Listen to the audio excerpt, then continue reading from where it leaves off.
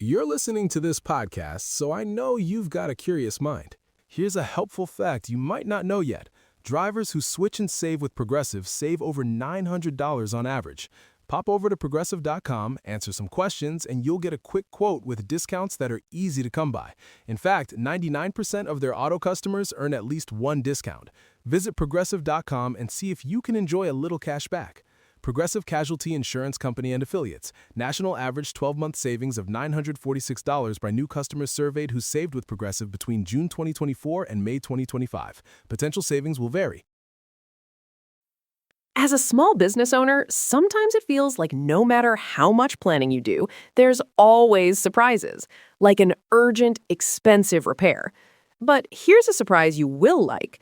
With Progressive, small business owners save 13% on their commercial auto insurance when they pay in full. So enjoy a surprise for once. Get a quote in as little as 8 minutes at progressivecommercial.com. Progressive Casualty Insurance Company and Affiliates. Discounts not available in all states or situations. Summertime is in full swing, and now it's your chance to catch up on DTT episodes from the archives.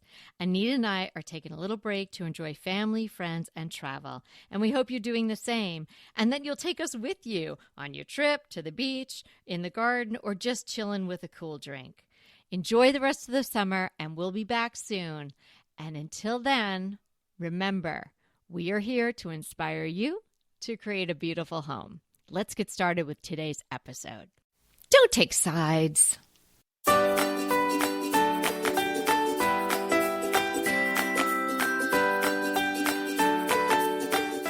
Hey everybody, it's Kelly Wilkness here with Anita Joyce, and this is Decorating Tips and Tricks. Today we're discussing how to do neutrals right. You think it's easy, but it's a lot more complicated than people realize. Thank God we're here, Anita. to help everyone through this. It is harder. There's so much more to this because I think a lot of people think you just don't add color. But that's not really how to do it right. It's much more than just don't put certain things in, but there's certain things that do need to be there for it to look balanced. Right. So you need these other elements in there to make the whole neutral vibe work. And we are going to run through a number of things today and give you some examples of doing neutral right. And maybe when you're doing neutral wrong, what things you could be seeing that you need to be fixing. I did find a really beautiful neutral room that I will link in the show notes. I was looking for bad neutral rooms, and there were so many was that of them. Your search term? Bad neutral? Is that what you looked for? Pretty much. There were so many bad neutral rooms. So I thought we could just discuss what is a bad neutral room. But if you took out all these tips and didn't do them, that would be a bad neutral room. So let's get to the tips, and so we can help you do it right. Okay. Well, one thing I think you need to add is stained wood in the room. If you've got a room that's mostly neutrals and a lot of whites, you do not want white painted furniture in there. You need some contrast. So if you're not adding color, you need to add some stained wood. So definitely some wood pieces in there. Go with different stained wood tones. So maybe some darker stained wood and some lighter stained wood. My overarching tip for doing neutrals right is to pay attention to the undertone. This is so critical in decorating in general, but I think even more important when you're trying to achieve a gorgeous neutral room. The undertone is that subtle color that presents itself underneath the dominant color. So that whether it's a white or a taupe or a beige or any color, even bright colors, every color is going to have an undertone. We've got a number of episodes discussing undertones with regard to choosing paint colors. Think about it with regard to not only paint, but the other elements in the room, fabrics and things like that. So you're either going to choose warm undertone or a cool undertone, and then you're going to stick with it for at least 80% of the room. You can have a small percentage doing that math would be about 20% of your room can be a different or the different undertone. So if you went warm, it can be cool, and the opposite is true.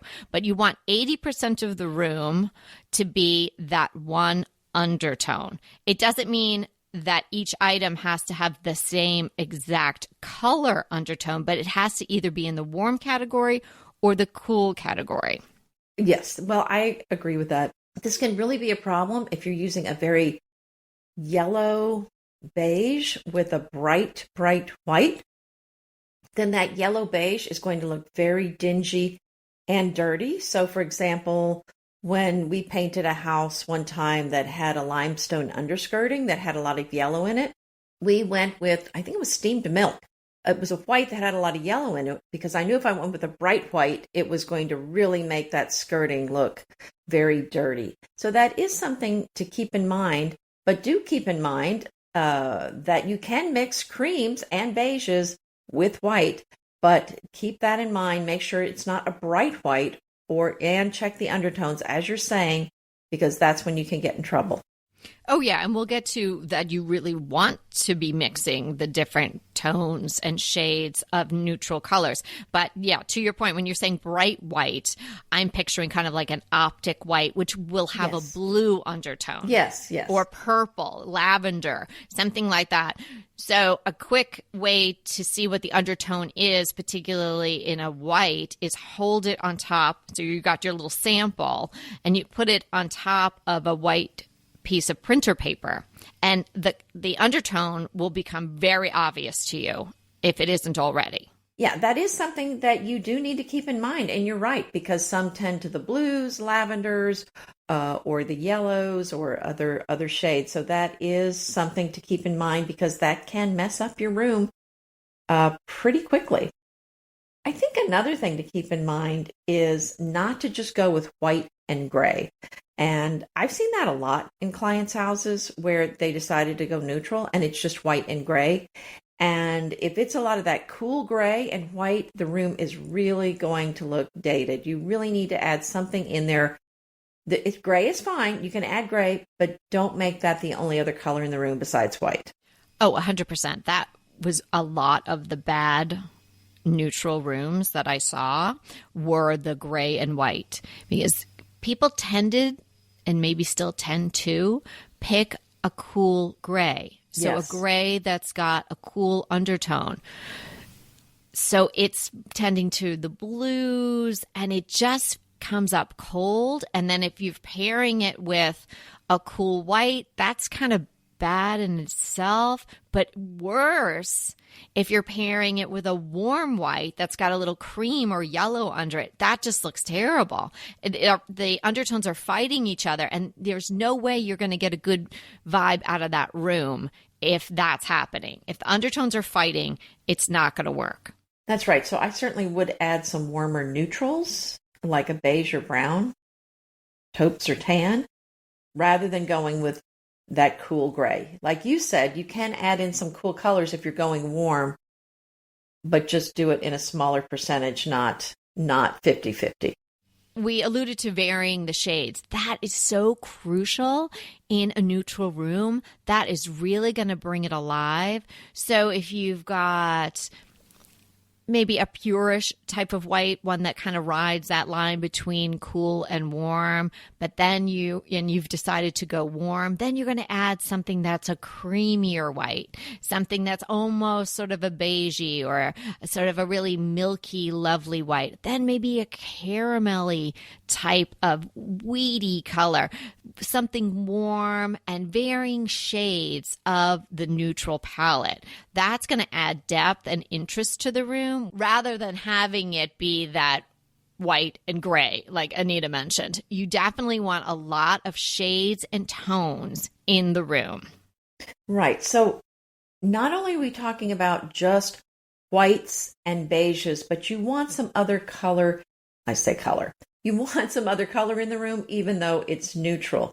So, for example, black goes so beautifully in a neutral room. It is a neutral, but it's going to contrast beautifully with the creams, with the off-whites, with the beiges, and the white.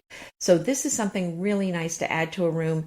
And I'll include a link. We just did an episode on adding black to a room. And if you want to get a little information about what specific items we're suggesting, I'll link that in the show notes. Yeah, definitely want to have a touch of black in any room, as we recently discussed. And I think metallics in a neutral room are an excellent addition. And I would say use a pop of black and use some metallics. And you can mix the different metals. That works really nicely in a neutral room. So even if you were doing if you went warm, and maybe you're going to do some antique brass or even a shinier brass or a brushed brass, but you could also bring in some pewters. I wouldn't do chrome if you were doing a warmer neutral palette, but you could maybe on the leg of a chair or something like that. That could possibly work, but I would try to stay in the warmer tones in the metals, but you could definitely mix them up. Very much so. And when you're going with these fabrics that we're talking about, think about fabrics that have a beautiful texture. So you're going to want to think about natural fibers, linen, cotton, wool, maybe even like a faux fur throw. All of these are going to add texture because you don't want everything to have the same exact kind of fiber. For example, if you chose cotton, you don't want every single thing that's fabric in the room to be cotton. You want some other fabrics, velvets even, and perhaps a silk. All of these are going to add some beautiful texture. Yeah, and texture goes beyond fabrics as well. I want to see a lot of texture in your neutral room, and that is really easy to do and tends to be on the less expensive side. You could add some jute, you could add some sisal, you could add some burlap, you could add some furry pillows. There are so many ways to add texture and heft to the room and make it really inviting. So think about maybe a woven poof. Think about a mohair throw. Think about a furry pillow. Think about adding something, even a basket. Baskets are fantastic. And you know I'm going to want you to have a plant, a nice size plant too, in your room. So that's a great place to bring in the texture too. You can have a really nice woven, like that Kubo hefty, chunky rattan basket for your plant. That would be gorgeous. Stone items too, whether it's actually, you don't necessarily have to have a rock, but you could have a geode, maybe geode bookend, something like that, or a stoneware bowl, something that would feel nice if your hand touched it. It would give some interest. And so it gives that interest to your eye as well. You don't necessarily have to touch the things in a room for your eye to discern the texture. And when your eye picks that up in a neutral room, it's very pleasing. Yes. And while we're on the subject of these natural elements, what about pottery? There's so many beautiful earthenware items that you can buy that are handmade. And these add so much interest to a room. They're interesting, they're unique, they're one of a kind, handmade. So I think that's a great way to go with pottery. What about adding marble? A marble top table is beautiful. Maybe you have a marble top countertop in the room as well. All of these are going to be great. And another thing to use would be leather. Leather adds another texture to the room. So you could add a leather ottoman. Maybe even it's some books that are bound with leather. But leather in the room is going to really add another beautiful texture. Oh, yeah. And I love that caramel type of leather, that tone, that warmth, like old saddle type of color. Yes.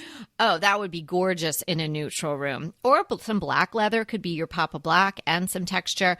But I wouldn't go with a giant black sofa. That's going to take away from your neutral vibe. It's too big, and they tend just not to look that great in general. So I would do smaller touches of black in a more neutral room, not the gigantic sofa. So true, so true. And I know we're talking neutral, which means no real color. I think this is another mistake people make, not putting any color in a room. Sometimes the room does need a touch of color. I think it's kind of a case-by-case basis. But I think it's important to add a little bit of color, especially if you didn't use a lot of different tones and a lot of different neutral colors in there. So you can add color in a small way. So if you want it to be neutral, obviously you're not going to do a floral sofa or a bedspread maybe that's in a bright colors. But you could add maybe just one or two pillows that have a color, or maybe a few accessories, just something in a small way here or there to add a little bit. And if you really, again, are opposed to anything with too much color, you can go with kind of a washed out color where it's kind of faded, or it's just not that bright. It's kind of more washed out. And I think that's another way. It's going to add a little bit of interest and keep the room from looking too boring, because neutral, if you don't do it right, can be very boring. By August, I'm kind of done with summer, especially with regard to my wardrobe, and I am looking towards fall. And I want to add some gorgeous pieces, so I'm going to Quince. Quince specializes in effortless, high-quality essentials like ultra-soft cotton and premium Mongolian cashmere sweaters. They're beautifully tailored, built to last, and transition seamlessly from morning meetings to dinner out. Quince also has premium stretch denim starting at just $50. I just purchased the 100% organic cotton knit blazer. It is going to be my go-to piece this fall. Everything at Quince is priced 50 to 80% less than similar brands. They work directly with ethical factories and cut out the middleman, so you're paying for quality, not brand markup. And it's not just apparel, which of course you know. Quince also brings that same everyday elevation to everything they offer, from hotel quality bedding and bath to kitchen staples, essentials, and thoughtfully designed furniture. And now they even have an app. Upgrade your everyday. You can download the Quince app for app-exclusive offers, or go to quince.com/DTT and you'll get free shipping on your order and 365-day returns. Now available in Canada and the UK too. That's Quince, QUINCE.com/DTT. Have you heard about Dupe? Dupe is totally free, dangerously addictive, and blowing up on TikTok for good reason. If you've got expensive taste and an inexpensive budget, or you're a savvy shopper, or you just want to know you're getting the best deal in town, Dupe.com is your new best friend.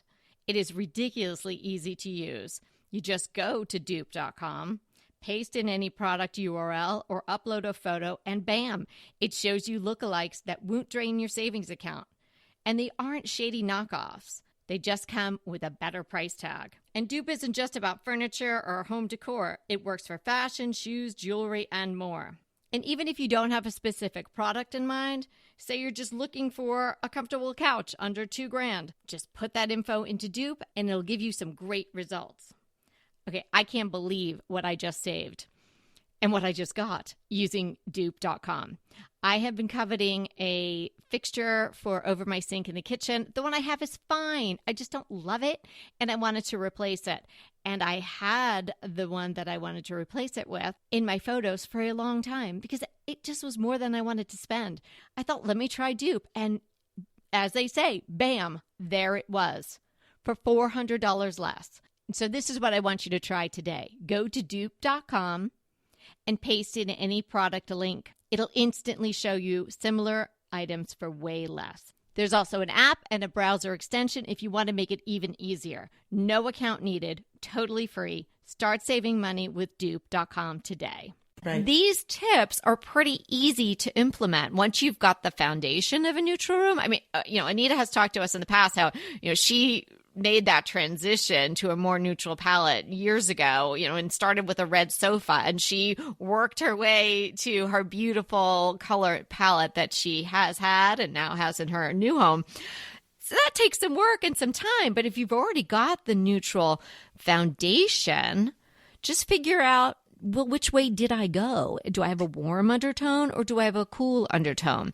And then just continue on that path rather than changing everything up and painting the walls a different color, and then implement these other tips that we're talking about, in particular, the one Anita just mentioned about adding some color. That's your 20%. So whether you're warm or cool in your neutral palette, you can add in the same undertone in a nice color, which it could be pretty bold, but it doesn't have to be.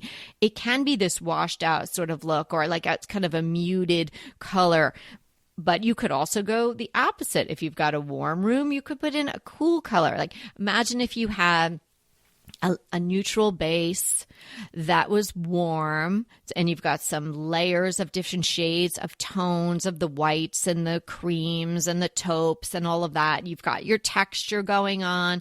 And then what if you added like Wedgwood blue velvet pillows and a Wedgwood blue throw, and maybe you pick up that blue again, even just in like the candle, the outer votive holder of a candle or something like that. That would be stunning. And those three little elements would do so much to elevate that neutral room. I'd want to see this 20% in maybe three small to mid-size elements in, like, say, a regular size. What is a regular size? I don't know, 14 by 12 or something like that room. If the room is gigantic, you probably want to repeat that 20% color maybe 5 times. And it doesn't have to be the exact same tone or shade of that color either. If the pillows were a little bit deeper, say, I just visioning this blue velvet pillow, and then maybe the throw is a little softer blue, a little lighter color, but you're getting the general feel of that. And that pop, or those pops, I should say, around the room are going to create that flow and that cohesion that we really want to see. What you're saying is so true. I had yellows and reds in my house, mostly maybe some greens, and then I decided to go with neutrals. And when I started doing that, and cooler colors, and those two don't go together. So I started slip covering everything in I was making linen slip covers for everything in kind of an oatmeal linen, and it clashed. I felt like the direction I was going, I felt like clashed a lot with what I was doing in the past. So there were several months where I think my house looked horrible, and the walls were still yellow.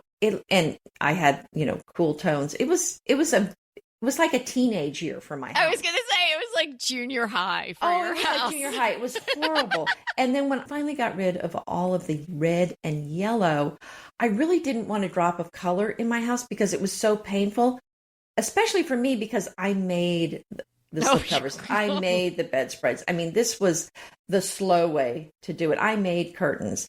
So it was so intensive labor-wise that I did not want to add in any color. So when I saw it and it was neutral, I had a hard time adding color because I felt like it took me so long to get here, and I felt it was kind of one of those things where if you add any color, then it's not neutral anymore. You're going backwards, yeah. I felt I had a hard time adding color back in, so it kind of took me a while, and some of my rooms are more neutral than others. I do have the foundational elements in most rooms are neutral, but I have a lot more color in my rooms now. I'm the happiest with the way it looks now. So don't feel odd about adding color into that neutral room. It's going to make it look better if you do it right. It's a couple of pops. Maybe just try it. Pull something from another room. If you've got a neutral room and you've got some color somewhere else in your house, it doesn't have to be the color, or it doesn't have to be, the item, but you could just stage it that way, try it, and then just see how that feels to you. Like, what does that do to the room? You can play around in Google too, just like I did. I mean, look at the room that I'm going to link in the show notes, and rooms like that have all of these things that we're talking about today going on in the room, and they're neutral. And then you'll find some rooms that are just that white and gray. And you can just, the side by side will be so obvious to you which is working as a neutral space and which is not. Something Anita mentioned a bit ago when we started was wood tones. 100% agree. You want some wood tones in there. It's going to sort of ground your room a little bit too. You don't want it all sort of white and diaphanous and floaty. So some stained wood is great. Lots of times your floor is going to help you in that department as well. But wood accents on furniture, a wooden chair, a wood table, something like that. And you can also mix the wood tones. I wouldn't have too many wood tones in a room. And there are certain ones that are going to work better. I think the darker walnutty looks really great with a neutral room, a lighter room. That sort of golden oak, I wouldn't pick it, but if it's there, you can 100% work with it. The ones that might not work are more the cherries, the stains that have the red undertones. So if you've got a piece in your room that's like that, either just take it out of the room and see how the room feels then, or maybe you want to consider having that refinished, or you could try to paint it just to sort of take that element out, because the red is going to not work very well with the neutrals. The sort of lighter pine works great. The Scandinavian woods, the blonde woods would be really nice. Yes, all the woods that you're talking about would be beautiful in a neutral room. But like you said, the cherry woods are a little tougher because they're so warm. It is hard to make those work in a room if you've gone with more cooler colors. As we're talking about neutral rooms, you do not have to have a white or beige wall for a neutral room. You can go with a new neutral like pink, taupe, or sage, and those all will work with neutral decor. If you are looking for a white paint for your room, we do have an episode on that. I'll include a link to that in the show notes, where we talk about our favorite white colors. Interesting. You with the new neutral paint colors. Okay. One that I have been seeing everywhere for, it might be even 2 years now, is Farrow & Ball setting plaster. Mm-hmm.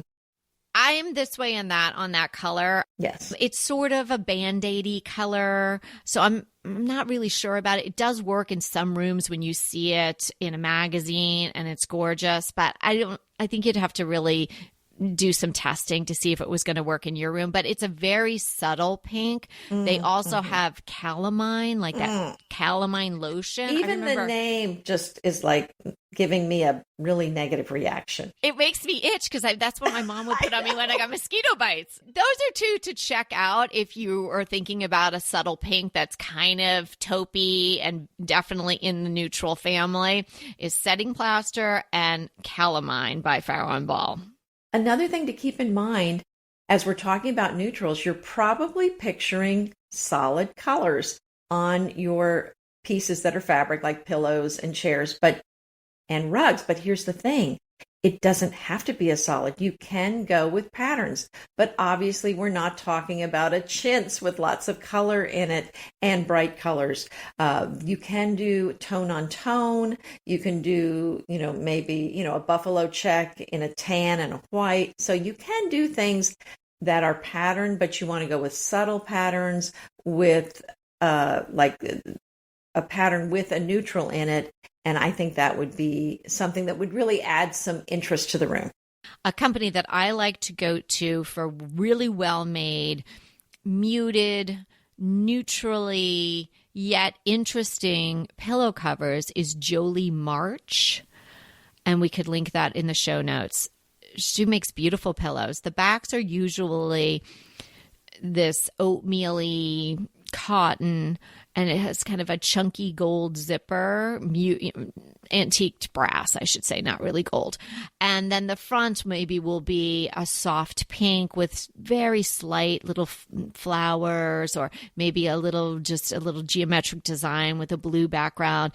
Also has lots of tans and taupes. So that's a great place to have a look, to get some ideas even for adding some interesting color and slight pattern to a neutral room. What about a neutral wallpaper or even a mural? I've seen a lot of beautiful ones done in black and whites, or even kind of a sepia and white. So all of these would go so well. But again, I think you can have some artwork with a little bit of color in it, and maybe just nothing too big and splashy if you're trying to kind of keep everything kind of toned down.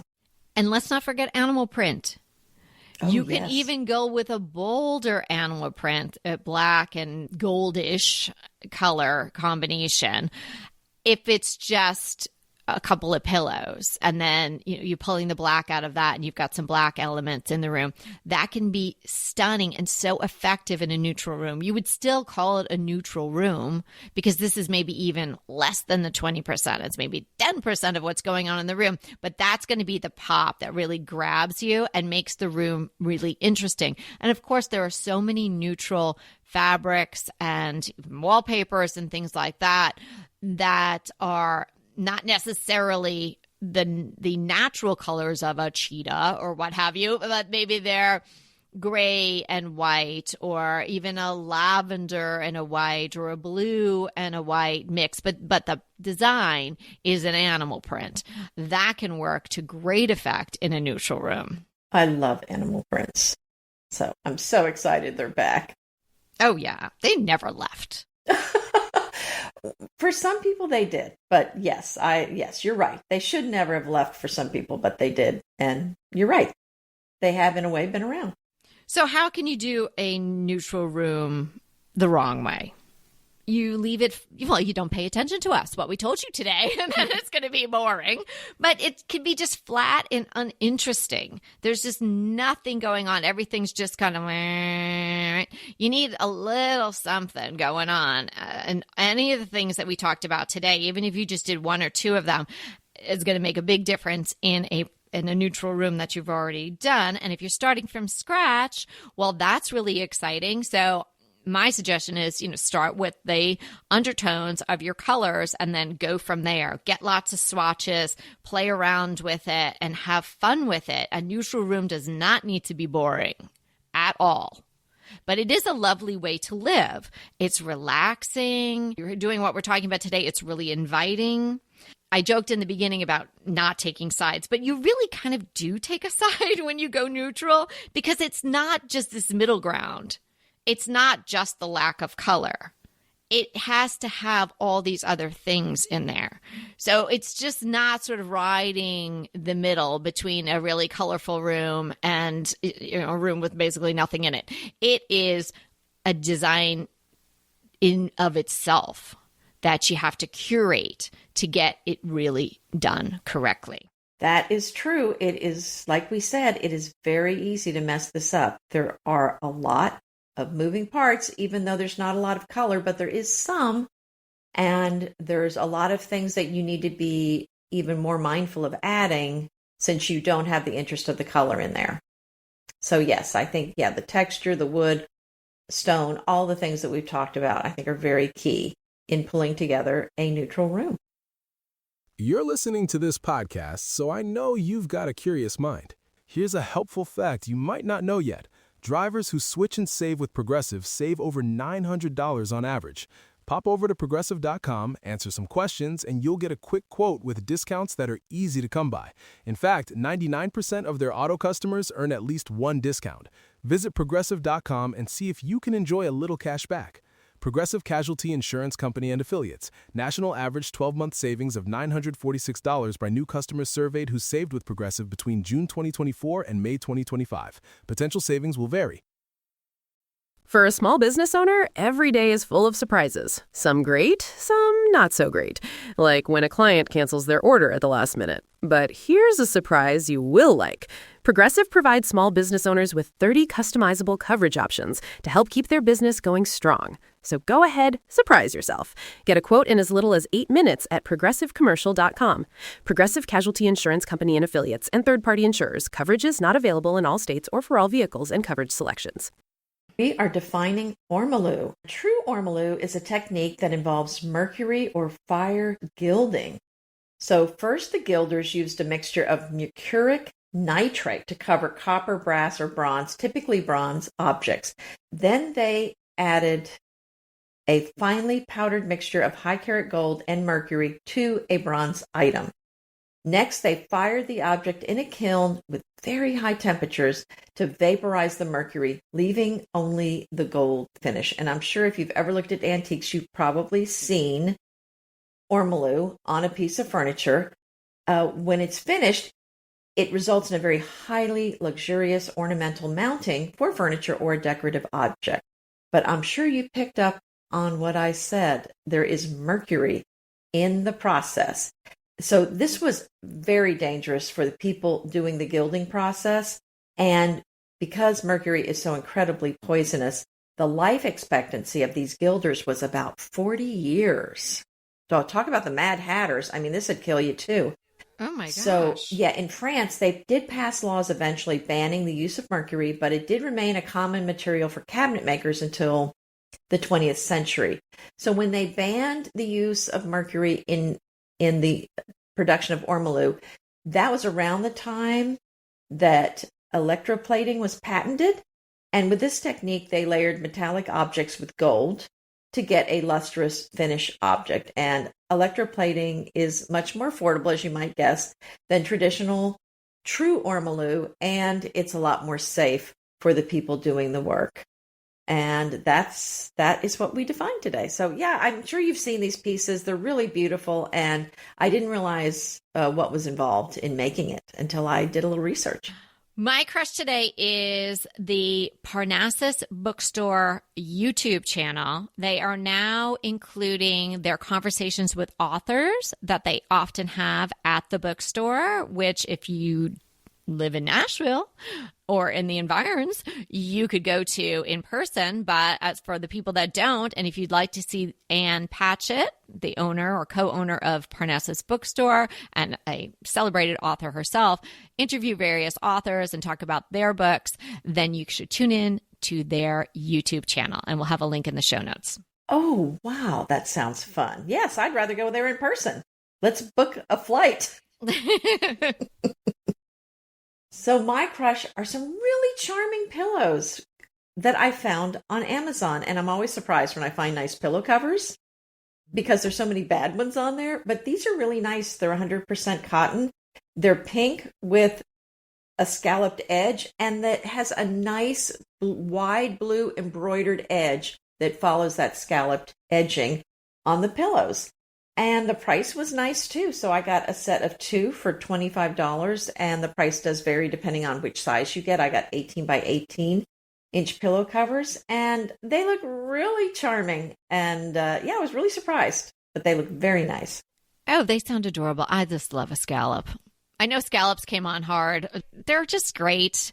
It's classic. Like you said, it never goes out of style. It really doesn't, unless you're going too crazy. Those scallop lampshades just make my heart flutter. I still haven't done it, and I haven't gotten one, but I really still want to. And so if you don't go too hard with the scallops, I think it's great. These sound wonderful. And usually on Amazon, they have a variety of colors. Do they have other options? They had several colorways. Yes, there was kind of a really pretty red, and there was, I think, a coral, yellow, beautiful green. Several options, and yeah, some really nice options. So fun for spring and summer. And imagine that with maybe a gingham, picking up one of the colors behind it would be just so adorable, like on a porch or something like that. Thanks for that one. I'm definitely going to check it out when the show notes come out. Thanks so much for hanging out with us today.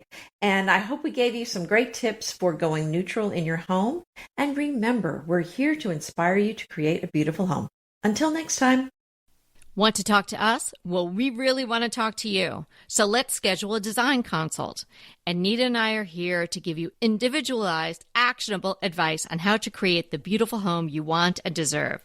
It's so easy to schedule a design consult with us. Simply click the link in the show notes or head to decoratingtipsandtricks.com/consult. When we talk to you on the scheduled time, we will be ready with so many great tips, advice, and yes, tricks. So sign up today for a design consult. We can't wait to talk to you.